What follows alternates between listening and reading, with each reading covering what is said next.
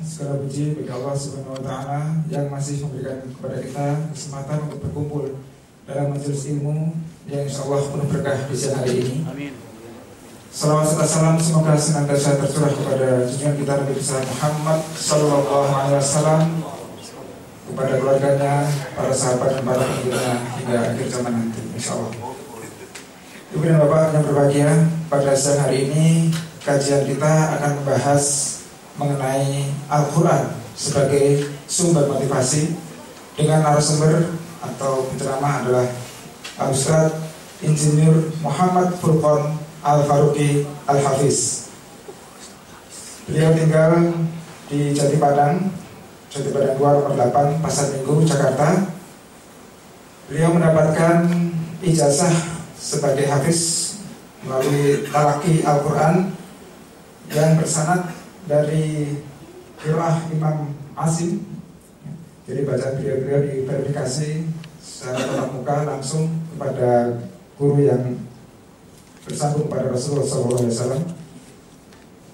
Kemudian beliau juga menamatkan pendidikan S1 di Teknik Fisika ITB Bandung.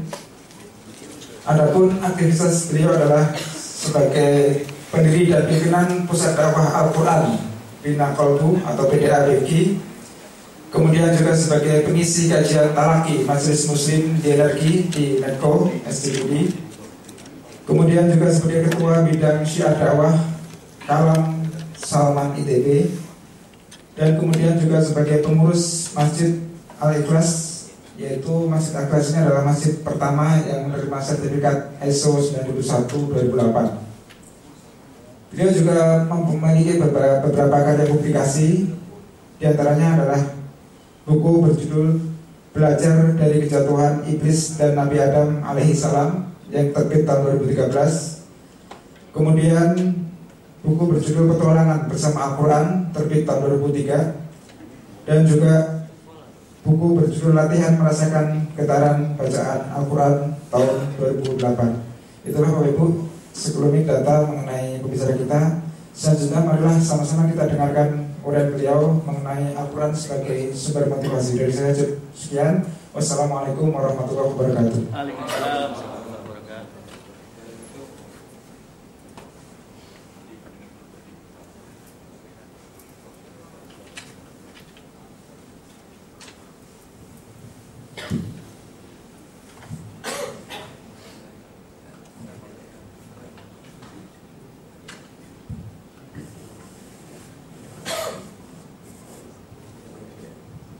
Bismillahirrahmanirrahim. Assalamualaikum warahmatullahi wabarakatuh. Waalaikumsalam warahmatullahi wabarakatuh.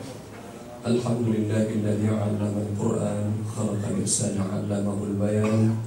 Wassalatu wassalamu ala Rasulillah alladzi man uhya al-Qur'an wa 'ala alihi wa sahbihi wa man tabi'ahum bil huda wa sanna bi sunnati Rasulillah wa sanna bi akhlaqil qur'aniyyah ila jami'il alam amma ba'd. فقال الله تعالى في القرآن الكريم أعوذ بالله من الشيطان الرجيم أفلا يتدبرون القرآن ولو كان من عند غير الله لوجدوا فيه اختلافا كثيرا وقال النبي صلى الله عليه وسلم خيركم من تعلم القرآن وعلمه. Alhamdulillah, kita bersyukur pada Allah dan patut senantiasa meningkatkan rasa syukur nikmat kita kepada Allah. Ini penting untuk kita ya saling mengingatkan bersama. Menjadi muslim, menjadi mukmin itu adalah salah satu bentuk rasa syukur nikmat kita kepada Allah. Kita sudah memilih itu. Ikut ngaji itu bagian dari rasa syukur nikmat kita kepada Allah. Nah, kita sudah memilih itu hari ini. Tapi jangan berhenti meningkatkan rasa syukur. Karena nikmat Allah la tuhsuha, tak berhingga, tak berhingga. Dan kita pasti merindukan nikmat itu. Jadi betul di tangan kita sudah ada nikmat Allah yang banyak, tapi jangan merasa puas dengan nikmat yang lain, masih jauh lebih banyak. Yang kita raih itu tak sebanding dengan nikmat Allah yang Allah miliki. Seandainya kita bisa meraih pun dalam seluruh hidup kita itu hanya bagaikan setitik. Disebutkan dalam sebuah hadits sahih, sesungguhnya dunia ini bagaikan seseorang mencelupkan tangannya, jemarinya ke lautan. Kemudian dia angkat jemarinya ini. Air yang menetes itu, itulah dunia. Dan lautan itu, itulah nikmat Allah. Jadi gambaran hadis ini menunjukkan bahwa orang yang lain itu masih menunggu. Jadi jangan merasa puas. Oke, kita sudah dapat setetes nikmat, tapi ada satu samudra nikmat yang menanti kita. Jadi mari kita tingkatkan rasa syukur nikmat kita kepada Allah. Salah satu jalannya adalah menambah ilmu. Seorang mukmin itu akrab dengan ilmu. Tapi ilmu yang dimaksud oleh Al-Quran perlu juga kita koreksi, karena pengertian ilmu boleh jadi atau majlis ta'lim di masyarakat kita boleh jadi mengalami distorsi. Karena akhirnya yang kemudian akhirnya apa? Kita lihat ta'lim berjalan tapi ilmu tak bertambah. Padahal ta'lim itu kan adalah ziyadatul ilm, menambah ilmu. Apalah artinya kita ta'lim kalau tak bertambah ilmu? Ustaz, tapi kan dapat pahala. Oh iya, kalau pahala jangan ditanya. Sebenarnya cara mendapatkan pahala yang praktis juga ada. Cukup kita berdiri di pinggir jalan dan kita sapa orang dengan ramah, insya Allah pahala mengalir sedemikian rupa. Tapi tidak bertambah ilmu kita. Qul hal yastawi alladziina ya'lamun wal ladziina la ya'lamun. Pertanyaan Quran tujukan pada kita semua. Katakan wahai Muhammad, samakah yang berilmu dengan yang tidak berilmu? Tidak perlu kita jawab karena kita sudah tahu jawabannya. Ya. Baik, pada hari ini kita akan membahas Al-Quran sebagai sumber motivasi dan saya tambahkan inspirasi. Saya terus terang merasa bersyukur dan bergembira lewat salah seorang saudara kita, ya, Pak Bayu, saya diundang kemarin. Tema ini memang terus terang tema yang saya sukai. Jadi memang betul-betul passion saya itu sedang membahas Quran kaitannya dengan membangun semangat bekerja, profesionalisme dan sebagainya, gitu ya. Karena memang saya tadi sudah saya sampaikan sedikit, dulunya saya jadi profesional, tapi sekarang rasanya nggak berkurang, insya Allah. Quran memperkuat profesionalisme, gitu ya. Jadi rasanya nggak berkurang, insya Allah. Ya. Nah, tapi yang menarik tema ini sebenarnya ini ada akarnya, dan inilah yang ingin saya soroti di awal. Ya, nanti kita ada tanya jawab kalau perlu. Ya. Persepsi tentang Quran. Kalau saya tanya ini, coba kita apa yang kita persepsi tentang Quran? Apa itu Quran? Mahwal Quran. Al-Huda. Al-Huda. Apa lagi? Nur. Nur. Ya, Huda dan Huda. Apa lagi? Al-Furqan. Al-Furqan. Kalau Ustaznya kebetulan Al-Furqan. Ya. Pas. Dan masih banyak yang lain. Ya. Tahukah kita bahwa ini kalau di tempat-tempat lain, kalau waktu yang cukup, biasanya saya minta peserta untuk coba tuliskan nama dan sifat Quran yang Anda ketahui sebanyak-banyaknya dalam waktu 5 menit. Tulislah itu. Di satu tempat, saya mendapatkan seseorang bisa menyebutkan atau menuliskan nama Al-Quran lebih dari 16. Tentu saya kaget, karena terus terang jarang-jarang saya jumpai semacam itu. Kira-kira kalau 16 nama bisa dapat nggak ya? 16 nama di Surah Quran. Buka lagi, Pak. Hah? Buka lagi Quran. Buka lagi kok saya. Jadi saya tanya, Bapak, sehari-hari profesinya apa? Ya alhamdulillah saya kebetulan ngajar agama. Oh Ustaz, pantesan. Lalu ya. Tapi itu pun baru 16. Kenapa? Karena Al-Quran memiliki lebih dari 50 sifat dan nama. Jadi 16 itu masih jauh sebenarnya, tapi itu sudah bagus. Dan nama-nama dan sifat ini menunjukkan fungsi Al-Quran. Jadi kalau saat ini kita baru kenal namanya Al-Quran, memang paling banyak baru kita perhatikan untuk dibaca saja. Itu pun kualitas bacaan masih kita perlu diskusikan. Ya, tapi sudah bagus. Ya. Al-Huda, tunjuk, itu juga sudah bagus, alhamdulillah. Kita menuju ke sana. Ini sengaja saya sampaikan supaya apa? Problem kita umat Islam, termasuk yang saya alami sendiri. Ingat, saya sebenarnya sudah dapat Quran sejak SMA. Tapi saya seperti ini itu setelah saya jadi profesional. Udah kemana-mana, baru kemudian kayak layang-layang ditarik lagi. Dan saya baru mengerti atau kemudian baru tersadar, ya Allah, kok baru sekarang saya tahu. Tapi ada hikmahnya juga, karena kita nggak boleh menyesali masa lalu. Sebab Allah kalau sudah menggariskan seseorang itu pasti ada hikmahnya. Sempat saya tercenung sejenak, ya Allah, kenapa saya harus lewat seperti ini? Kalau saya tahu Quran ini seperti ini dahulu, saya pasti akan ambil jurusan ya ulumul Quran. Ya bisa-bisa saya di sana pulang mungkin jadi katakanlah doktor ahli Quran. Tapi saya ada terlanjur lewat ITB. Ya mungkin hikmahnya pada belakangan saya mungkin ini cuma rekaan saya aja. Mungkin hikmahnya adalah menyampaikan Quran kepada yang sebahasa dengan kira-kira itu orang teknik, orang profesional, orang kantoran. Karena orang-orang semacam ini boleh jadi juga mengalami kesalahan persepsi tentang Quran. Dan itu fatal. Karena ini kemudian yang membuat kita terhalang dari Al-Quran. Al-Quran atau persangkaan itu menghalangi kita. Bahkan sumber atau pangkal penyakit itu pun berasal dari persangkaan yang salah, persepsi yang salah. Orang Inggris menyebutkan you are what you think. Sebenarnya ini dari hadits kursi kalau berhemat saya. Ya, Rasulullah bersabda, Allah berfirman, "Ana 'inda dhanni 'abdi bi." Aku, kata Allah, seperti yang disangkakan hamba-Nya. Makanya kita jangan sesekali bersangka negatif kepada Allah, kepada Rasulullah, kepada Al-Quran, kepada agama ini. Dan itu saya latih ya. Jadi saya latih supaya apa? Karena kita terbiasa sudah. Hidup kita ini kan termasuk dalam khutbah-khutbah gitu ya. Baik. Kemudian juga Quran mengajarkan juga keutuhan, prinsip keutuhan. Saya mau tanya ini, kapan saatnya kita merasa beribadah kepada Allah? Kapan kira-kira? Sholat. Itu seperti jawaban yang paling populer. Dari SD, SMP, SMA, perguruan tinggi, sampai kemudian kita pensiun, jawabannya kira-kira itu. Kita lupa bahwa hidup kita itu hanya 17% itu sebenarnya ibadah ritual kita. Sholat 5 waktu itu, kalau dihitung-hitung, paling tinggi sekitar 85 menit. Itu pun kalau bacaannya Suratul Baqarah ayat 1 sampai 10. Kalau perlu ya hitung-hitung aja kira-kira. Ya. Sisanya sebenarnya bekerja, tidur, main-main, olahraga. Kemana itu semuanya? Nah, sebenarnya ketika Allah menurunkan Quran, membetulkan akidah manusia, itu mengembalikan lagi kepada prinsip keutuhan. Dan satu-satunya kitab yang menawarkan keutuhan adalah Al-Quran. Qul inna salati wa nusuki mahyaya wa mamati lillahi rabbil alamin. Jadi kita boleh jadi selama ini kehabisan atau kehilangan kesempatan menjadi seorang hamba Allah yang benar itu di 83% itu. Malah itu jauh lebih besar nilai pahalanya. Coba, mana lebih besar pahala menyembelih kurban dengan menyediakan ternak sampai kurban itu sampai ternak itu dikurbankan? Mana lebih berat kerjaannya? Nah, Ustaz kita kebanyakan mengajukan ibadah kurban yang lupa di balik itu ada kewajiban menyediakan hewan kurban. Mustahil berkurban tanpa hewan. Apa kita mau kurban di Majidar, kurban virtual? Jadi yang ada di dalam komputer itu kan kita kurbankan. Kan tidak.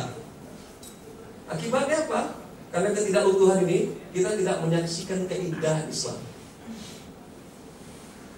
Kita hanya menyaksikan, mohon maaf, karena potongan badan. Coba orang kalau misalnya cantiknya luar biasa, tapi cuma potongan badan aja, kepalanya aja gitu, nggak ada tubuhnya, nggak ada ini. Ya insya Allah kita ketakutan. Memang wajahnya cantik luar biasa, itu bintang film kira-kira. Tapi yang tersisa tinggal kepalanya.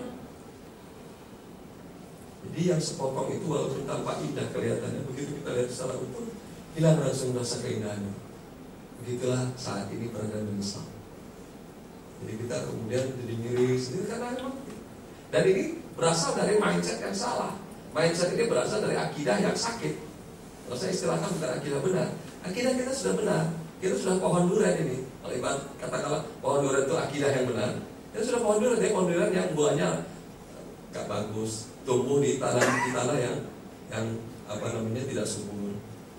Sehingga buahnya, daunnya sebagainya ya tidak sehat kira-kira gitu ya. Nah jadi ini menjadi PR kita. Nah saya perlu sampaikan ini karena ini menjadi pangkal. Begitu ini selesai, sebenarnya nanti kita akan merasakan Quran itu segalanya. Dari sana kita memahami lagi. Dari sana kita kemudian bisa mendapatkan segalanya sesuai dengan Allah tetapkan Quran ini untuk segalanya. Makanya di majelis kami punya moto Al-Quran for all, untuk segalanya. Bisa juga untuk semua manusia. Karena hudan linnas, bukan hanya hudan lil muttaqin, tapi hudan linnas. Sepanjang dia masih masuk kategori manusia, seharusnya petunjuk dia Quran. Terlepas dia beriman atau tidak beriman, sepanjang dia masih ada di dunia dan di permukaan bumi, mestinya dia terkena gravitasi bumi. Terlepas dia percaya tidak percaya ada gravitasi, terlepas dia pernah belajar tidak belajar yang namanya hukum Newton, itu nggak penting. Yang penting dia masih nempel di permukaan bumi. Kira-kira begitulah sebenarnya manusia pada Quran. Dia nggak beriman pada Quran, nggak apa-apa, itu PR memang tugas dakwah. Tapi rugi dia kalau nggak dapat Quran, karena toh dia terikat sebenarnya pada dasarnya. Nah ini mudah-mudahan kalau kita sudah pahami akan menjadikan kita insya Allah merasa gandrung dengan Quran. Saya akan terangkan nanti sedikit tentang bagaimana program-program yang mudah-mudahan bermanfaat buat Bapak-Bapak sekalian. Baik, salah satu di antara nama Al-Quran adalah Ar-Ruh. Sebenarnya ayat ini sudah ada juga dalam ayat surah yang lain. A'udzu billahi minasyaitonir rajim. Bismillahirrahmanirrahim. Inna anzalnahu fi lailatul qadr wa ma adraka ma lailatul qadr. Lailatul qadri khairun min alfi syahr. Tanazzalul malaikatu war-ruhu fiha. War-ruhu fiha. Ar-ruh bisa dimakna malaikat Jibril, bisa juga nama dari Al-Quran. Dari mana Al-Quran itu bukan di bulan Ramadan. Ya. Ar-ruh. Karena itu, inilah satu-satunya kitab yang apple to apple terhadap diri kita, atau apple to apple terhadap bahagian diri kita yang paling besar menentukan hidup dan mati kita. Apa itu Ar-Ruh? Tidak ada lagi kitab lain, tidak ada lagi sumber lain. Kalau kita ingin paket lengkap, maka ada di sana. Siapapun dia, tugas kita adalah menyampaikan kepada semua manusia agar mereka mencari ya, yang ekivalen dengan roh mereka. Dan tidak akan temukan di alam semesta ini dimanapun kecuali kepada Al-Quran. Jadi sebenarnya ini kita patut bersyukur berpuluh-puluh kali lipat. Kenapa? Kita sudah kenal Quran, sudah menjadi Muslim. Sebagian manusia, kurang lebih sekitar 75%, masih terus terang mereka meraba-raba. Ya.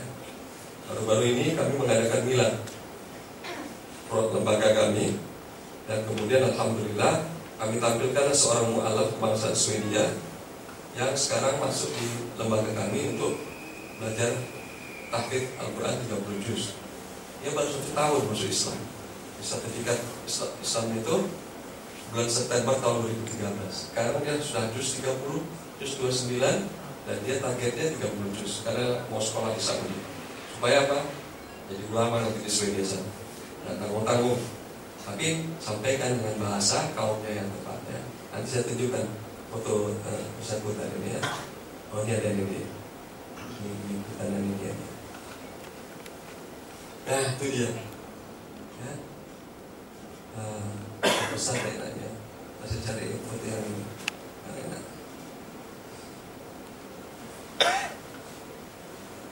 Oh, ini ada ini. Kamu ini.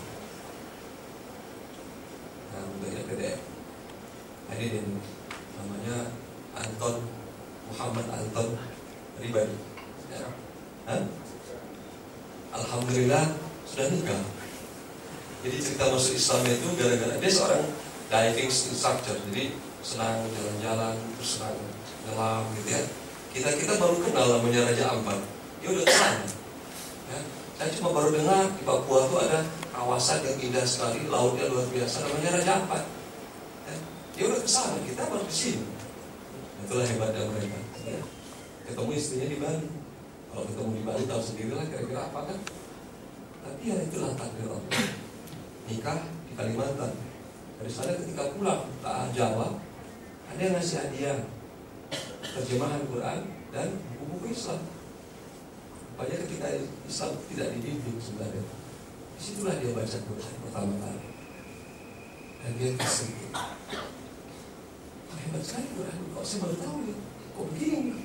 Nah, akhirnya dia cari-cari alamat di mana saya bisa belajar Quran, bahasa Arab sebagainya. Sampai kemudian di internet itu di BIA 4 perguruan tinggi filial dari King Muhammad bin Saud ini di Indonesia berbahasa Arab. ya kontrak kos saja. Itu ceritanya ketemu mas saya di Masjid Al-Ikhlas. Tapi intinya adalah ini bukti siapa aja punya kesempatan, ya. Jadi betapa itu kalau sudah menyentuh dia begitu efeknya langsung, ya. Dan kita pasti ingin mendapatkan yang seperti itu, ya. Baik, saya lewatkan soal definisi-definisi karena kita orang kantor pasti udah belajar dan dapat materi-materi pelatihan tentang motivasi dan sebagainya. Jadi yang sisi itu ini saya lewatkan saja.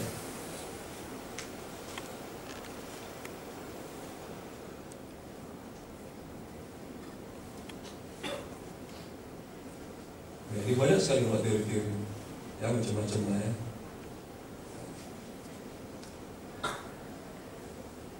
Bisa lewatkan saja. Tapi intinya adalah, ya, yang membedakan antara kita dengan teori-teori tadi. Kalau teori-teori tadi kan apa yang mendorong seseorang bekerja? Menurut teori tadi adalah karena faktor, misalnya ini saya contoh ya, dari semua teori-teori ini, ya, misalnya ada 4. Ada karena ingin meraih sesuatu, atau karena ingin merasakan adanya ikatan. Jadi memang di perusahaan itu kalau pimpinan tidak membangun semangat kerjasama, team building, itu bisa jadi nanti ada yang barangkali tidak nyaman di situ karena dia tak merasa punya teman. Ada yang merasa mendapatkan tantangan, karena itu dia tak peduli yang lain, pokoknya asal ada tantangan dia kerja.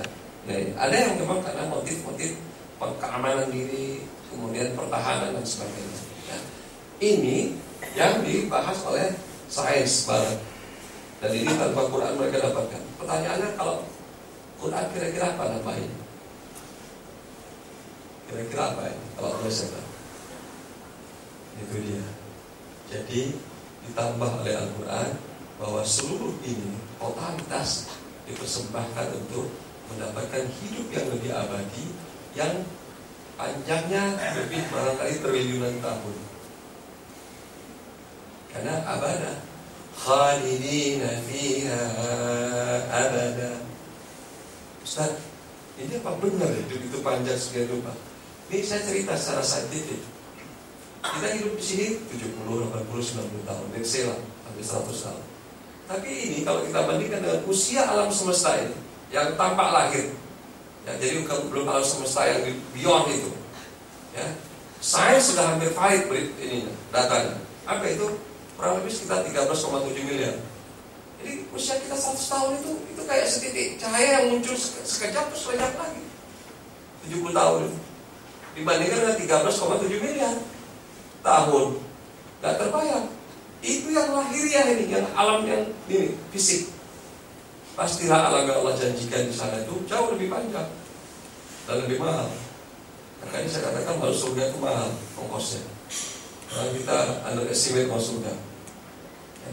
Karena itu jangan kita merasa puas, gitu ya. Baik, nah, yang membedakan adalah ketika totalitas ini dipersembahkan kepada Allah dalam rangka apa? Mendapatkan imbalan yang terbaik nanti di sana. Dan karena kita mengarung konsep holistik tadi, pastilah di dunianya dia akan dapat yang terbaik. Tidak kamu si orang bertakwa di dunia itu terseok-seok hidupnya. Kalau ada, pasti ada yang menyimpang, tidak berjalan sesuai dengan plan. Itu saja. Pasti ada satu kesalahan. Karena contohnya siapa? Rasulullah itu, kita kalau baca riwayat beliau itu, saya terus terang terbuka ini pun setelah saya baca Quran. Selama ini kita hanya tahu Rasulullah itu sangat kecil. Kita baru bahas Nabi ini kalau bicara soal ibadah ritual terutama. Kalau sholat kita harus tiru Nabi. Maka para ustaz-ustaz kita kadang-kadang saking menekankan sisi ini habis hidupnya, ya, dan berdebatlah kita. Bid'ah tidak bid'ah. Saya setuju, memang perlu ada batas karena memang urusan ritual kita harus meniru total dari Rasulullah. Tapi kalau meniru Nabi hanya urusan itu saja, sayang itu tidak lebih dari 17% maksimum. Walaupun itu tidak boleh diabaikan karena itu unsur mikro dalam tubuh kita. Sama seperti kayak ya adanya unsur, misalnya kalau tubuh kita ini yang mikro itu ya besi. Besi itu kalau banyak-banyak keracunan kita. Makanya kalau orang makan besi ya insya Allah ya badannya keracunan. Tapi kalau kekurangan besi, anemia, takarannya harus standar. Begitu juga kira-kira ibadah ritual. Kebanyakan ibadah ritual sakit nanti. Sholat duha tapi 20 rakaat misalnya. Tapi kemudian akhirnya nggak melayani. Ini tamu ya, insya Allah keluar dari perusahaan ini. Nah, sholat duha isinya, gitu kan?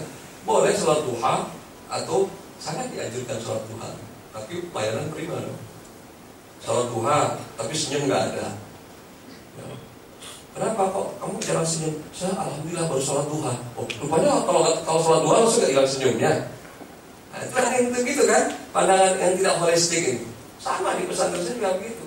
2-3 tahun yang lalu teman-teman di Pia menggunakan tempat itu untuk daurah tahfidzul Quran sebulan Ramadan. Targetnya 5 juz. Saya hadir ke sana untuk ngecek.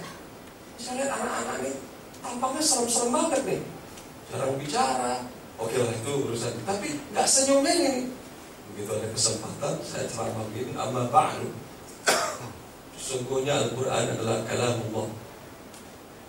Sesungguhnya ya, orang yang diberi Allah ilmu Al-Quran, dia akan menjadi ya, ahlullah. Aku. Sesungguhnya Rasulullah adalah manusia pertama yang menerima Quran dan mendapatkan yang lengkap 30 juz. Aku juga. Dan inilah hebatnya Rasulullah. Al-Quran ada 30 juz, tapi senyumnya menyebar kemana-mana. Nggak kayak kita ini baru 2 juz sudah hilang senyumnya. Seakan-akan di dalam pikiran kita, alangkah beratnya hidup ini gara-gara aku menghafal 2 juz. Nah, itu kesalahan dalam berpikir. Rasulullah 30 juz senyum kemana-mana. Kita baru 2 juz sudah kehilangan senyum. Itu pasti ada yang salah itu dalam menghafal Quran. Senyum langsung beserta. Sejak itu kalau ketemu saya, assalamualaikum warahmatullahi wabarakatuh. Begitulah. Nah, tersenyum dong orang menghafal Quran kok jadi hilang senyumnya. Nah, ini kalau begitu artinya apa? Saya ingin katakan tadi, karena konsep Al-Quran itu adalah keutuhan, maka totalitas itu akan berbalas totalitas. Jadi mustahil orang yang mempersembahkan hidupnya di hadapan Allah dengan benar itu kemudian mendapatkan ya imbalan yang kemudian ala kadar dari Allah, mustahil. Wa may yuridillahu koreksi ya. May yuridu thawabad dunya. Barang siapa yang menginginkan ya imbalan dunia, fa indallahi thawabud dunya wal akhirah. Allah punya 2 imbalan, dunia dan akhirat. Itu digabung ayatnya. Dalam surah An-Nisa, fa indallahi thawabud dunya wal akhirah. Kenapa enggak kita ambil dua-duanya? Jadi, nah itulah yang membedakan antara kita dengan yang lain. Dan Al-Quran itu luar biasa sebenarnya kalau kita baca. Saya terus terang, demi Allah, untuk pertama kali saya merasa hidup saya optimistik itu setelah baca Quran. Dan sejak itu saya latihan untuk membangun semangat optimistik ini. Ya, contoh gini, contoh ya. Orang kan kalau membahas tentang keadaan Indonesia ini kan harus pesimis kawan. Gini rasio sekian, dolar sekarang tertinggi dalam sejarah sejak tahun 98. Seakan-akan kemudian kalau kita kadang-kadang nggak kuat-kuat ini, kiamat sudah dekat bila Ustaz. Saya biasa jawab tuh, dari dulu juga sudah dekat sebenarnya. So what kalau sudah masih dekat? Orang Islam itu tidak begitu berpikir. Besok mulai kiamat, hari ini kita tanam pohon. Ya. Jadi hanya Allah yang tahu kiamat kan? Nah, begitu dalam Islam. Karena itu orientasi kita bukan pada peristiwanya, tapi pada persiapannya. Apa artinya kita bahas kiamat kalau persiapannya ala kadarnya? Ya bagus kita nggak tahu tanda-tandanya, tapi persiapan kita luar biasa oke-nya. Ya, begitu datang mau besok mau lusa, it's okay, I'm ready. Daripada kita bahas tanda-tanda sedemikian rupa, baru bahas tandanya kita udah habisan waktu. Tapi ya, tanda-tanda kecil, tanda-tanda besar bertahun-tahun berdebat lagi kita soal tanda ini. Ini apakah dajjal atau bukan dajjal? Habis waktu. Bukan berarti tidak ada itu. Nabi menyebutkan, tapi coba lihat bagaimana reaksi sahabat. Apakah sahabat mengurungkan diri? Tidak, mereka menyebarkan Islam ke seluruh pelosok dunia. Gara-gara tanda kiamat itu sudah dekat. Karena apa? Quran menanamkan motif positif, optimistik. Nah itu terus terang belakangan saya dapatkan. Makanya ada penyesalan itu. Kenapa nggak dari dulu ya saya berpikir begitu? Baru sekarang ya, memang sudah Nah, Quran juga menawarkan aspek-aspek yang sebenarnya sama dengan bahasa-bahasa manajemen. Misalnya gini, manusia itu makhluk transaksional. Oh, di Quran itu ayat-ayat tentang transaksi itu luar biasa. Ya, contoh ini, disebutkan dalam Al-Quran, ya, mereka menjual akhirat mereka dengan harga murah. Kata jual, kata beli. Yang lebih populer lagi di dalam surat At-Taubah, Innallaha ashtara minal mu'minina anfusahum wa amwalahum bi anna lahumul jannah. Allah menawarkan transaksi. Ini surga. Sebagai ini tebusannya diri plus harta yang kita miliki. Totalitas ini kira-kira setara dengan surga kita. Nah, sekarang pertanyaannya, harga diri kita berapa besar nih? Silahkan jawab masing-masing. Kalau tinggi harga diri kita, mudah-mudahan surga tinggi. Tapi kalau rendah harga diri kita, alhamdulillah termasuk harta kita. Dan pertanyaannya, oke lah harga diri kita tinggi, harta kita banyak, kita sembahkan untuk siapa? Kalau tidak disembahkan untuk Allah, maka dia nol nilai. Karena tidak ada kemudian pencatatan dalam akuntabilitas atau sistem akuntingnya Allah. Oh, kita nggak niatkan untuk dia. Ingat, meniatkan untuk dia itu tidak sama dengan kemudian isinya ngaji terus lagi salah juga. Tidak. Ya, bekerja. Kalau kita mau buat sebenarnya yang disebut dengan ibadah itu apa sih? Pertanyaannya gini. Ya. Misalnya ada sebuah aktivitas namanya X, sebut aja olahraga. Kita tanya dulu, olahraga ini bertentangan nggak dengan akidah Islam? Adakah di sana kesyirikan? Enggak. Adakah di sana itu aturan syariah dilanggar? Enggak. Misalnya olahraganya itu pas waktu maghrib. Nah, itu kan ada syariah dilanggar kan? Ya. Jadi pas maghrib dia olahraga. Nah, itu baru. Tapi kalau tidak, maka pertanyaannya ada tinggal berikutnya lagi. Adakah manfaatnya? Banyak. Niatkan karena Allah. Nah, itu ibadah. Dan tergantung kualitas olahraga kita. Olahraga kita menyehatkan, ibadahnya luar biasa. Udah olahraga, ibadah lagi. Itu orang Islam. Jadi mindset kita tuh, dan itu permainannya apa? Ada di dalam pikiran. Kan nggak berkurang ininya, ya kan? Kan nggak ada labelnya langsung. Saya ini ada dipakai logo. Saya ini ibadah loh nih olahraganya. Makanya pakai bajunya begini ada logonya, ibadah. Kan nggak begitu. Tetap bajunya biasa normal. Cuma niat di dalamnya. Dia persembahkan untuk Allah. Dan itu nanti efeknya luar biasa. Sudahlah sehat, ya gembira lagi. Karena ada orang sehat tak gembira. Ya. Nah, jadi disitulah bedanya. Nah, karena itu kalau ditanya misalnya motif-motif apa aja didorong oleh Al-Quran, sebenarnya mirip seperti yang tadi. Ada motif transaksi. Jadi orang ingin reward. Ya, Quran menggunakan. Makanya di dalam Islam, kalau seseorang memperkerjakan seseorang, ya, maka dia tidak boleh mengabaikan ini. Ini terus saya tekankan di masjid-masjid juga. Jangan gara-gara masjid, ya kemudian kita katakan ini semuanya kita ikhlas lillahi ta'ala. Terus sama dengan nggak dibayar langsung. Pada orang ini punya tanggungan hidup, harus penuhi itu. Malah saya membayarkan suatu ketika kelak. Itu UMR tertinggi itu adalah diberikan oleh masjid kepada para marbotnya.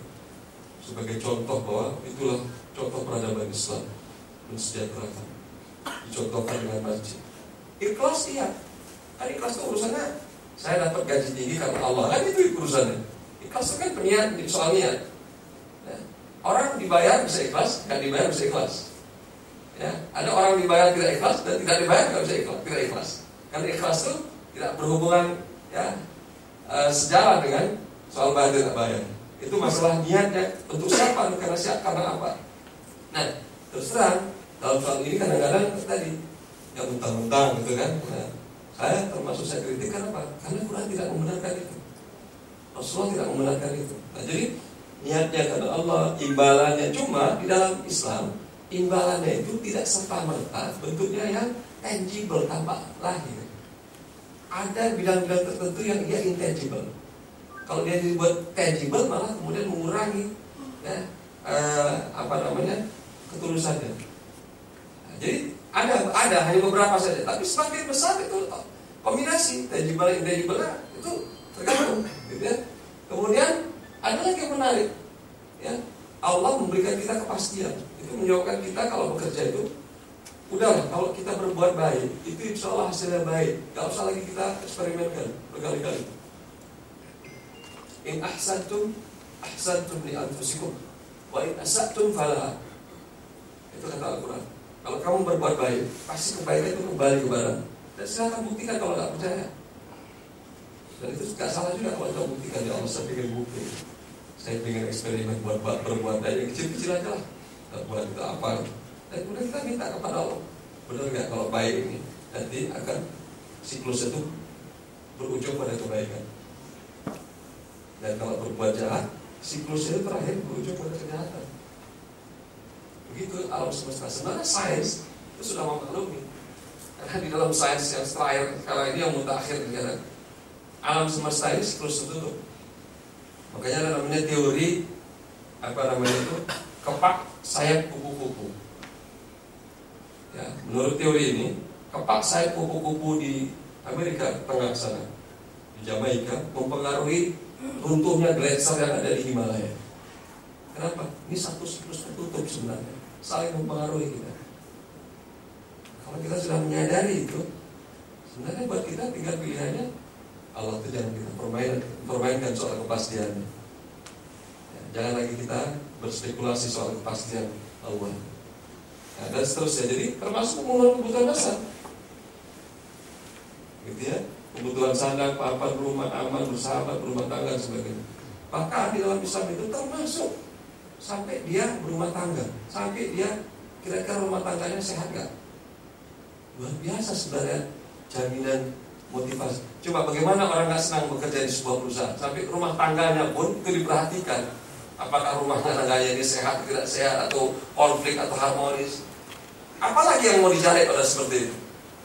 Nah, ada seseorang, jadi ceritanya gini, dia pindah kerja di kantornya sebelumnya itu kalau ini ada waktu duhur gini, entah seminggu sekali ada pengajian. Tapi terus terang ada yang kan biasa saja. Ada orang yang kemudian memanfaatkan kesempatan yang diberikan, ada yang tidak. Dia mungkin termasuk yang kurang memanfaatkan. Pindahnya di tempat lain, gak ada sama sekali. Dia katakan saya rindu Ustaz. Dulu tuh ngaji-ngaji saya tahu nggak begitu menikmati. Ternyata di sana lebih buruk lagi, nggak ada sama sekali. Nah, jadi memang kadang-kadang nikmat itu baru kita rasakan kalau udah diambil, udah tercabut baru kita sia-sia gitu ya. Jadi begitulah kira-kira cara Allah memberikan motivasi kepada kita. Dan itu contohkan oleh Rasulullah SAW. Jadi Rasulullah SAW itu adalah manusia yang sebenarnya sebelum jadi Nabi dan Rasul selesai urusan duniawinya. Dia sudah mencapai karir tertinggi yang ada di dalam masyarakat itu pada masa itu.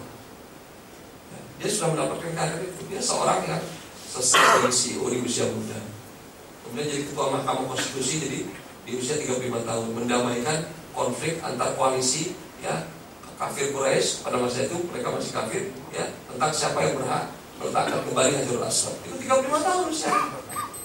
Ketika melamar Khadijah aja itu maharnya dalam satu riwayat 30 ekor unta. Dalam riwayat yang lain itu lebih dari 30. Ada yang mengatakan bahkan 100 ekor unta. Oke lah kita ambil 30. Berapa sih sekarang harga unta? Berapa kira-kira harga unta sekarang? 20 lah. 20. Sapi itu yang gede ya, itu harganya bisa 30-40. Ya. Let's say unta itu harganya 40 kali 30, 1,2 M, 25 tahun usianya. Dari mana dapatnya? Apa Nabi dapat warisan unta dari kakeknya? Tidak. Kita tahu dia anak yatim. Dia masih bekerja. Dan dia sudah dilatih bekerja sejak usia kanak-kanak oleh pamannya. Akumulasi dari kerja kerasnya tadi itu kemudian 25 tahun dia bisa ya, meminang Khadijah radhiyallahu anha dengan mahar sebesar itu. Terus seorang pemuda usia 25 tahun. Apa enggak kurang hebatnya itu? Nah ini kan tidak terekspos saja. Demikian barangkali mudah-mudahan kajian ini sambil saya menunggu ada pertanyaan, saya tayangkan sedikit program-program yang terkait dengan ya program di lembaga kami yakni Pusat Dakwah Al-Quran dan Forum. Saya persilahkan kalau pertanyaan atau komentar. Ya. Tolong singgung lagi tadi mengenai masalah iblis dan Adam itu tolong. Oh, oke. Ya. Ya, jadi soal belajar dari kejatuhan iblis dan dari Adam ya. Jadi saya menulis buku ini ceritanya ya, ini sebenarnya awalnya hanya karena ingin mencari tentang apa penyakit yang menghalangi manusia dari Quran sebenarnya. Ini buku ini. Jadi dulu kan saya sampai sekarang masih ada pelatihannya, itu latihan merasakan getaran baca Al-Quran. Jadi karena saya merasa back to Quran itu lewat proses sentuhan ya. Ilmu sudah dapat tapi tidak tersentuh hati. Itulah kira-kira. Belakangan saya baru merasakan sentuhan itu. Jadi saya sharing lah kepada semua kalangan dan termasuk juga apa namanya itu dialami oleh banyak orang. Ya. Jadi bukan hanya satu. Kita tahu kisah-kisah orang yang tersebut ada ini yang buku Nah, tapi dari sana kemudian saya menemukan model di dalam Al-Quran. Ya, model ini dari kisah. Kisah apa itu? Kisah kejatuhan iblis dan Adam. Selama ini kita mengupasnya secara kronologis. Ya, mula-mula ini, setelah itu kemudian dan seterusnya. Tapi ini mungkin dasar saya ada sedikit background engineer-nya. Dasar engineer itu begitu lah. Ya.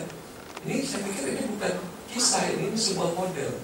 Maka saya buat model ini, kemudian saya turunkanlah lewat Al-Quran. Diambil, saja kita harus mengupas secara utuh. Maka ketemulah ternyata bahwa kisah kejatuhan ini sebuah model yang menggambarkan totalitas faktor-faktor yang menyebabkan seseorang itu jatuh, atau kumpulan orang jatuh, atau peradaban jatuh, atau sebaliknya naik. Dari sana saya bisa menyimpulkan kalau gitu, ya kalau apa yang kita saksikan sekarang ini sebagai naik turun sebuah katakanlah karir dan sebagainya, itu sebenarnya kuncinya kembali kepada penyakit yang menyebabkannya itu. Dan itu ternyata pangkalnya ada di rohani kita. Jadi itu nanti tersendiri loh. Tapi ini terus terang bagi saya, nah, belakangan akhirnya baru saya menyadari bahwa penyakit rohani ini itu implikasinya terhadap mental dan fisik itu lebih dahsyat ketimbang sebaliknya. Ada orang kelaparan, belum tentu sakit loh mentalnya. Kalau laparnya karena puasa, malah makin kuat dibanding. Jadi kekurangan fisik itu tidak otomatis berdampak kepada. Tapi kalau sakit rohaninya, itu secara mental fisik itu luar biasa. Walaupun fisiknya kelihatan gagal, tapi kalau sudah sakit rohaninya, berbahaya sekali buat dirinya dan orang lain. Nah itu nanti kita bahas kapan-kapan. Tapi artinya ini, alhamdulillah, untunglah kita baca Quran ini. Jadi kita tahu sebenarnya ya manusia itu seperti apa posturnya. Kalau ini kita dapatkan dari buku-buku psikologi, nggak akan ketemu. Mana ada buku psikologi yang membahas bahwa makanan yang haram berdampak terhadap perilaku kita? Coba ada nggak buku psikologi yang membahas bahwa makanan yang haram itu berdampak pada perilaku kita, kinerja kita, cara berpikir kita? Nggak ada, nggak akan ditemukan karena mereka tidak akan bisa sampai ke sana. Sebab mereka lewat metode yang jauh panjang berliku-liku. Kalaupun dibuat risetnya mungkin ribuan tahun baru ketemu kesimpulan. Kita udah jadi korban baru kesimpulan. Quran diturunkan dari Sang Pencipta gitu. Jadi itu artinya menambah rasa syukur nikmat kita kepada Allah lewat Al-Quran. Aduh, beruntung sekali kita orang Islam. Memang sayangnya ternyata kita yang sudah dapat kitab ini ternyata nggak sehebat yang dibayangkan ini. Nah itu kan lagi. Oke, silakan yang lain. Sambil saya ini ya cari file untuk ini menayangkan profil lembaga kami. Silakan.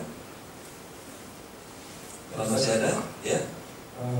Saya memberikan yang lain. Ya. Saya ingin menanyakan di dalam surat Al-Baqarah disebutkan Al-Quran Hudal Muttaqin. Iya.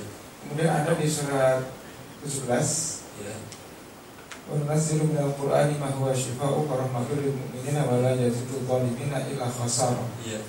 Mengacu pada ayat ini, saya ingin menanyakan sebetulnya Al-Quran itu apakah hanya khusus untuk orang yang sudah mutakin atau mukminin dulu? Ya. Ataukah apakah bisa mengangkat orang yang dari kondisi zalim atau kafir dia menjadi muslimin atau mutakin gitu kan? Atau maksudnya apakah hanya terbatas khusus untuk mutakin dan mukminin gitu? Baik. Sebenarnya kalau kita kembali lagi nanti baca Al-Quran, Al-Quran pertama menyebutkan ya rahmatan lil alamin. Ini bisa bermakna Rasulullah, bisa bermakna yang membuat Rasulullah kemudian harus menyampaikan risalah. Apa itu Al-Quran? Jadi Quran itu untuk seluruh alam. Kemudian Allah persempitkan lagi linnas, bagi manusia. Manusia siapa aja yang masuk kategori makhluk namanya manusia. Mau dia kemudian beriman saat ini atau tidak beriman, mau dia sekarang ini lagi dalam keadaan melakukan dosa atau tidak, dia sebenarnya disiapkan ya, manual booknya itu adalah Al-Quran. Terlepas dia tahu tidak tahu sekarang ya. Kemudian dipersempit lagi, mestinya yang sudah tahu meningkatkan kualitasnya, itulah hudalil muttaqin. Nah, kalau bagi mereka yang sudah beriman dan takwa ini, fungsi Quran berlipat ganda. Saya sering menganalogikan dengan seperti ini. Al-Quran ini sebenarnya kitab yang maha dahsyat, maha energi. Kalau kita ingin gambarkan energinya, sebenarnya luar biasa besar. Tapi Quran ada satu ayat. A'udzubillahi minasyaitonir rajim. Lau anzalna hadzal Qur'ana 'ala jabalin lara'aitahu khashi'an mutasaddian min khasyatillah. Wa tilkal amthalu nadribuha lin-nasi la'allahum yatafakkarun. Kalau ya, kata Allah, kami turunkan. Di sini kalau itu pengandaian yang sifatnya memungkinkan, ya, possible. Kalau kami turunkan ini Quran kepada sebuah gunung, kalian pasti menyaksikan dengan mata kepala kalian sendiri. La ra'aita, dia menggunakan kata ro'a, itu artinya mata itu menyaksikan. Khashi'an mutasaddian, tunduk terbelah. Kalau kita yang dari background sains itu cepat menalari sebuah benda besar sekali itu hancur berantakan gara-gara apa itu kira-kira? Yang jatuh itu apa kira-kira pada benda itu? Yang lebih besar paling tidak secara massa. Memang Gunung Krakatau besar, Gunung Krakatau, tapi yang menimpanya meteor sebesar Pulau Sumatera, ya lenyap langsung. Ya kan? Jadi ada sesuatu yang besar sekali, atau dia energi yang besar sekali, itulah Quran. Tapi energi yang besar ini, yang maha dahsyat ini, bagaikan air terjun Niagara yang mengalir sedemikian rupa, yang kalau kemudian diolah dianggap jadi listrik yang luar biasa, tidak berarti apa-apa kalau tidak ada turbin dan generator di sana. Sampai hari kiamat gak keluar energinya. Quran tidak bermanfaat apa-apa manakala manusia tidak mencantolnya dengan Al-Quran. Makanya keimanan jadi penting. Makanya orang beriman harusnya beruntung. Karena begitu dia jadi beriman, maka pada saat itu dirinya berperan sebagai turbin dan generator yang mengalirkan maha energi Al-Quran itu. Makanya kalau orang meruqyah itu syaratnya yang meruqyah beriman. Yang diruqyah silakan, mau kafir, mau musyrik, mau munafik, itu urusan masing-masing. Tapi yang meruqyah harus yang beriman. Karena nggak ada artinya baca Al-Quran ini kalau tidak disertai dengan keimanan. Jadi kita mesti lebih beruntung. Persoalan kita, saya duga iman kita itu terbelah sebenarnya. Kita beriman dalam hal tertentu dan kita tidak beriman dalam hal yang lain. Tadi tidak holistik. Sholat kita beriman, di luar sholat gak beriman. Tuhannya kan sama, mataharinya kan sama itu. Di sini sama di luar kantor kan sama sebenarnya. Emangnya berubah langsung Tuhan. Tapi mindset kita merasakan ada perubahan. Karena itu kita tampak khusyuk di masjid, tidak tampak khusyuk di luar. Bukankah yang mengawasi sama? Ini yang harus kita koreksi. Jadi sebenarnya lewat pemahaman ini kita tahu Quran itu sebenarnya untuk siapa saja sekalian. Wabil khusus kita yang sudah perkenalkan. Makanya saya buat analogi. Kenapa ya ada orang kenal Quran tapi nasibnya tragis? Ini mirip seperti dulu saya ketika masuk ITB, saya keliling-keliling di kampung-kampung di sekitar ITB. Dalam arti saya beruntung sekali mereka ini. Baru lahir dari ITB. Saya seumur-umur dari ITB ketika baru lulus saja. Ya baru lahir, itu langsung dari ITB. Tapi ya, belakangan saya baru merasa, sebenarnya saya yang beruntung. Sebab ternyata di antara mereka lahirnya di tempat ITB, tapi gak lulus SD, gimana mau masuk perguruan tinggi? Dekat secara fisik, tidak otomatis mendapatkan manfaatnya. Ini tragis memang. Dekat secara fisik, kita udah baca ini tragis. Kalau bisa jangan kita seperti itu. Kita baca. Kita sudah berulang kali, tapi manfaatnya tidak jatuh ke kita. pasti ada kesalahan prosedur dalam mengambil manfaat itu. Gitu. Jadi sebenarnya untuk semuanya, wabil khusus untuk kita yang sudah dapat manfaat, mestinya manfaatnya berlipat ganda bagi mereka yang sudah tahu, dan silakan buktikan. Gitu ya. Saya kira demikian. Ini saya tambahkan sedikit soal program kami ini Pusat Dakwah Al-Quran. Ya, ini sekedar ini saja, berbagi kesempatan. Mungkin kalau ada kesempatan, kami perkenalkan metode namanya talaqi wal musyafahah. Itulah metode yang diajarkan Rasulullah mengajarkan Quran. Insya Allah mudah. Yakin saya itu. Karena yang menjadi pengikut Nabi itu orang biasa. Ya, jangan kita bayangkan IQ-nya tinggi 200, gitu kan. Itu mudah, semua hafal mudah, tidak. Dan mereka sosialnya juga biasa-biasa. Ada yang muda, ada mantan muda, ada yang miskin. Kebanyakan malah yang mustad'afina minal rijal wal wildan minal rijal wal nisa wal wildan. Seperti dalam Al-Quran, mustad'afina. Ya. Nah, kemudian di sana kita baru bisa menampung saat ini, tahun ini 20 orang, tapi tahun depan kita tingkatkan jadi 30. Diarahkan menjadi apa? Profesional. Saya mendorong mereka, ya, karena ini sebagian lulus SMA 30 juz 1 tahun. Setelah itu silahkan cari jurusan apa? Akuntansi, jadi akuntan, tapi hafal 30 juz. Nah, jadi insinyur hafal 30 juz, jadi apa? Nanti kalau mau jadi ustadz menekuni syariah lagi, insya Allah gak sulit. Kenapa? Udah bisa bahasa Arab, udah cek, udah hafal Quran 30 juz. Tinggal selesai lagi. Tapi pengalaman di lapangan, pengalaman dunia profesional, mudah-mudahan ini membuat cara pandangnya solid terhadap dunia ini, tidak lagi memisahkan.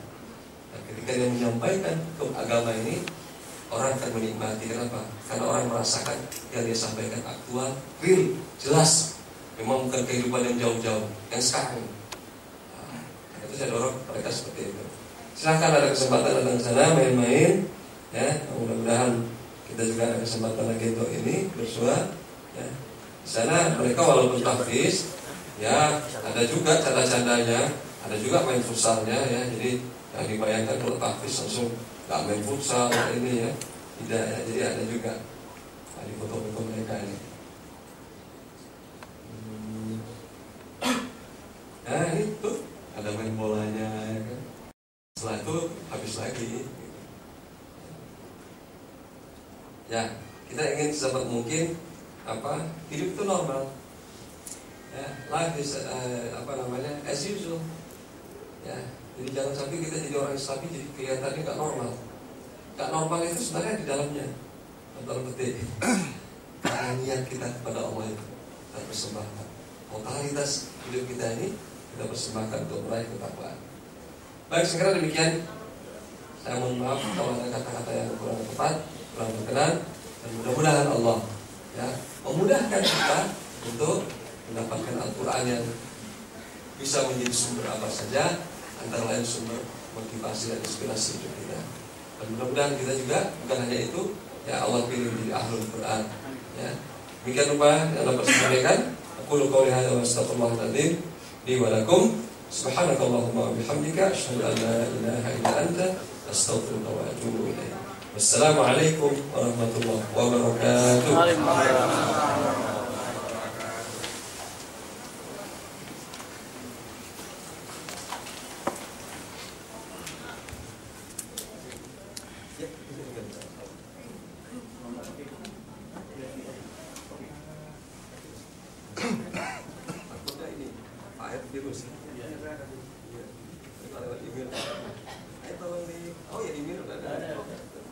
Lewat email aja. Kalau mungkin pesan aja. Kalau kemudian saya kirim.